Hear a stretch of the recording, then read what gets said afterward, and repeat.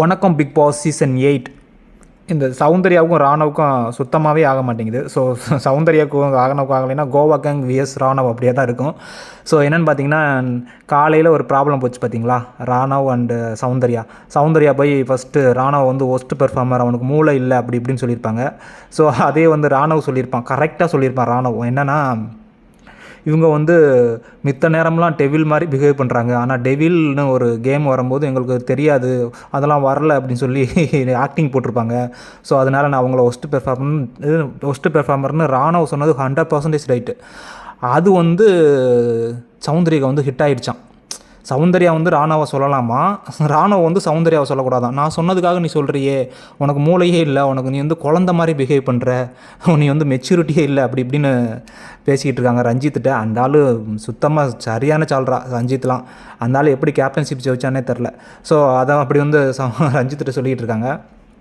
So அதே பிரச்சனை வந்து இப்போ நைட்டு வந்து அந்த கோவா கேங் இருக்குது, ராணவ் தனியாக மாட்டியிருக்கான். ஸோ ராயன் வந்து கேட்குறான், என்னென்னா, உனக்கு அது வந்து கரெக்டாக பட்டுச்சா, அந்த பேப்பர், அந்த அன்சிதாவோட அந்த லெட்டரை எடுத்து கிழிச்சிருப்பான்ல, ஸோ அது வந்து உனக்கு கரெக்டாக பட்டுச்சா அப்படின்னு வந்து ப்ரொஜெக்ட் பண்ணுறானுங்களாம் அவனை, ராணவை தனியாக வச்சு, உனக்கு கரெக்டாக பட்டுச்சா அப்படின்னு. அதுக்கு ராணவ் சொல்கிறான், எனக்கு வந்து ஜாக்லின் இவங்களோடலாம் பேசினாவே, இந்த குரூப்போட பேசினாவே எனக்கு வந்து நெகட்டிவாகவே ஃபீல் பண்ணுது. ஸோ எனக்கு வந்து என்னன்னே தெரியல, ஒன்றும் மிங்கிளாக மாட்டேங்குது அப்படின்னு வந்து கரெக்டாக சொல்கிறான். ஸோ அதுக்கு வந்து ராயன் கேட்குறான், உனக்கு மூளை இருக்கா, எது என்ன பண்ணிகிட்டு இருக்கு அப்படின்னு. ஸோ அந்த இடத்துல ராணவ் ஒரு வார்த்தை சொல்லுவான் ராயனை பார்த்து, நீ வந்து பப்பட்ரா, எனக்கு மூளை இல்லைன்னு நான் ஒத்துக்கிறேன், உனக்கு வந்து பப்பட், நீ வந்து பப்பட்டு, அடுத்தவங்க மூளையை வாங்கி யூஸ் பண்ணுற ஒரு பப்பட்டு. யார் மூளைனா, நீ ஜாக்லின் மூளையை வாங்கி யூஸ் பண்ணுற ஒரு பப்பட்ரா அப்படின்னு வந்து கரெக்டாக சொல்லியிருப்பான். ஸோ ராணவ் வந்து இந்த இந்த பேர் என்ன, சௌந்தர்யாவுக்கும் ராணாவுக்கும் உள்ள பிரச்சனையை இந்த ராயன் வந்து அவனுடைய பிரச்சனையை எடுத்து கொண்டு வரான்.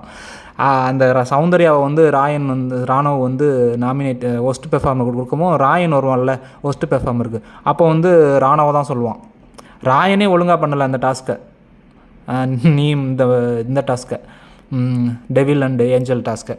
ஸோ வந்து அப்புறம் விஷால் வந்து எப்பா வந்துடு அப்படின்னு சொல்லி ராணவை திட்டுற மாதிரி திட்டி அவன் கூட்டிகிட்டு போய் அங்கே தீபக், முத்துக்குமரன் எல்லோரும் உட்காந்துட்ருப்பா, கூட்டிகிட்டு போய் ராணவை கூட்டிகிட்டு போய், ஒரு பலியாடு சிக்கிச்சிரா அவங்கள்ட்ட, அதை காப்பாற்றி கூட்டிகிட்டு வந்திருக்கேன்டா அப்படின்னு சொல்லி விஷால் கூட்டிகிட்டு வருவான். ஸோ அது பார்க்குறது கொஞ்சம் நல்லா இருந்துச்சு. ஆனால் அப்பா கோவாக்கு அந்த சௌந்தர்யா அன்றைக்கி பண்ணாங்க ஆட்டிடியூடு, அந்த உப்பு படாமல் ஒரு சாப்பாடு கொடுத்துருப்பாங்க. ஸோ அதை சாப்பிட முடியலையா, அப்பாவை பார்க்கணும்னு அழுகுறாங்க.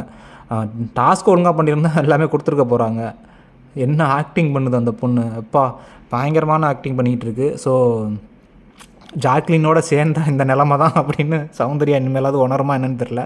ஸோ ராயனை வந்து ராணவ் பப்பட்டுன்னு சொன்னது 100% உண்மைங்க.